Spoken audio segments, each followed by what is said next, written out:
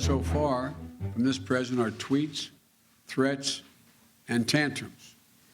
All we've heard from this administration are shifting explanations, evasive answers, repeated assertions of an imminent threat without the necessary evidence to support that conclusion. That was presidential candidate Joe Biden giving a 20-minute speech on foreign policy in New York City on Tuesday. The former vice president criticized the Trump administration's move to strike Iranian General Qasem Soleimani. Joining me now to discuss the differences between how the two leading Democratic candidates are responding are CBS News campaign reporters Bo Erickson and Cara Korte. Cara follows Vermont Senator Bernie Sanders, and Bo follows former Vice President Joe Biden.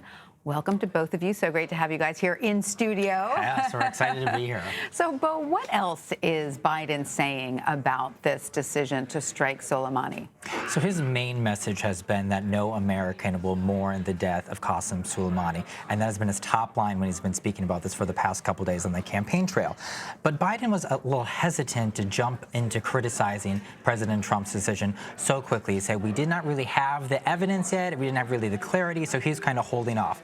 That changed today. He gave the speech in New York City. He really strengthened his criticism of President Trump, especially those tweets about Iran. It seemed like Joe Biden this weekend really did not like those tweets at all. And this just gives him another reason to reiterate one of his main messages on the campaign trail, foreign policy. He's been talking about it since he got into the race in April, and this is bringing the news right to him. Foreign policy is now on the table. We're talking about it. So, Cara, how is what Biden is saying different from what Bernie Sanders is saying? Well, Tanya, you can basically take what Bo just said and invert it. For Bernie Sanders, it's less about the man, the attack of Soleimani, and it's more about President Trump, what Sanders calls reckless decision-making, and it's more about the Middle East in general, what he says is this disabled region that we should have learned from 18 years ago to not get involved in. What's also important to remember about Bernie Sanders is that he was the first of the Democratic candidates to call this action an assassination. He says when you start quote, assassinating foreign leaders, dignitaries, it kind of begins a no holds bar competition. And again, it's what he calls reckless decision-making by the president. Bernie Sanders called it an assassination, and two candidates followed the day after, and the day after that, Senator Warren and Mayor Buttigieg. So it's kind of this interesting example of Sanders trying to refocus the conversation away from the attack on Soleimani and saying this is not how we should be conducting ourselves in the Middle East, and then again calling it an assassination, leading others to doing the same after him. Of course, it's all bringing up conversations about the Iraq War, right? Which Sanders is first to tell you he voted not to go into Iraq, and of course Joe Biden did. But here's what Bernie Sanders said about it on CNN Monday night. Let's listen. Joe Biden voted and helped lead the effort for the war in Iraq, the most dangerous foreign policy blunder in the modern history of this country. Joe Biden voted for the disastrous trade agreements like NAFTA and permanent normal trade relations with China, which cost us millions of jobs. Do you think that's going to play well in Michigan or Wisconsin or Pennsylvania? If we're going to beat Trump, we need turnout. And to get turnout, you need energy and excitement. And I just don't think that that kind of record is going to bring forth the energy that we need to defeat Trump. So, Cara, tell us a little bit more about Sanders' strategy here. I mean, clearly this is a sore point for the Biden campaign, right? And Sanders is not going to let him forget it. That's right. I was actually talking to senior Sanders officials today who said that when Bernie Sanders heard of this attack, he was resolute. He knew exactly how to respond.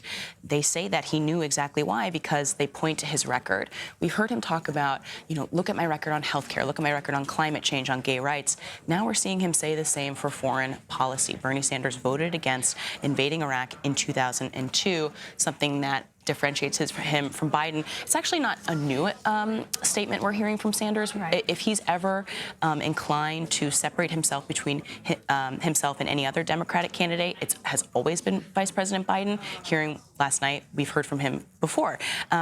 What's also interesting that Sanders and Biden have in common is that they're both competing for this working class vote. And Bernie Sanders, this past weekend in Iowa, he was asked by an Iraqi war veteran, what are you going to do about this? It's starting to feel like it did in 2002. And Bernie Sanders says wars are not fought by the sons and daughters of the billionaire class. They're fought by working class families. So it's just another thing. He's using his record as gravitas, but he's also using his platform for working class Americans to voice his opposition against this Iran movement. And so, Bo, how is Biden responding? Is he successfully deflecting the attacks from the Sanders campaign on his record in the Middle East? Well, if Bernie Sanders is proud of his foreign policy record, Joe Biden is trying to compete on this level, being so proud about what he did in this, in his Senate record as the chairman of the Foreign Relations Board, but more importantly, as he did as vice president. A lot of the images that people conjure up in their mind at these events is Joe Biden hopping off Air Force Two in all these different countries, and that's what voters, at least who are considering him, tell me that they remember. He is not engaging with Bernie Sanders, though, on this criticism, but he is not deflecting the whole idea around it either. The criticism actually came to him via a voter this weekend in Des Moines who asked him why he voted like this. And he says he will put his foreign policy experience up against anyone, and that, in fact, his experience is why he is running. Once I said again, if you are a Democratic voter in Iowa and New Hampshire, and the Iraq War vote of 2002 is a really big problem for you, you are not going to be at a Joe Biden event. And so it almost kind of seems like they are talking to two elements of the Democratic Party right now. All right. So looking at both of these campaigns through the prism of foreign policy only, forget the rest of it for now, who do you think is better positioned right now to make the case? I mean, obviously, Sanders is having a bit of a moment because, as we said, this reminds voters that he did not vote to go into war in Iraq. But obviously, the whole region is a lot more complicated than just the strike on Soleimani. So what will the Sanders message be on foreign policy in general going forward? And then we'll have you talk about Biden's. Yeah, it's a good question, Tanya, because when you think about 4 years ago when Senator Sanders was running against former Secretary of State Hillary Clinton, who was perhaps most known for her foreign policy throughout a long, multi-decade career, he was seen as the lightweight in that regard. And now he is embracing his anti-war foreign policy stance. What's interesting, though, if you play this forward, let's say Bernie Sanders becomes a Democratic nominee, the card that he's playing right now against Vice President Biden, saying you voted for the Iraq War, I didn't, he can't play that with President Trump. President Trump, of course, wasn't a politician in 2002, and even as a private citizen, he said he was against the war. So think about how Republicans can frame this against Sanders if he were to go all the way. We heard former UN Ambassador Nikki Haley last night say that Democrats were almost traitors in the fact that they weren't embracing the fact that this terrorist, this bad actor Soleimani, was killed. And that is something that Republicans can use as ammo against Sanders down the line. He's not going, if he doesn't have that foil of a pro-Iraq war vote, how does he kind of move forward? How does he win that argument against the president if he is the nominee? Right. Good point. All right. So, Bo, how is Biden going to frame his foreign policy platform going forward? He's taking this Iran moment and really broadening it out. He says he's learned a couple things since running for president. Vladimir Putin does not want him to be president. He's launching those bots on him about Facebook. Kim Jong-un does not want him to be president because he says that he's a rabid dog that needs to be beaten by a stick, and this always gets a lot of laughs from the Joe Biden crowd, sit there very quietly, so he kind of revels them up about them.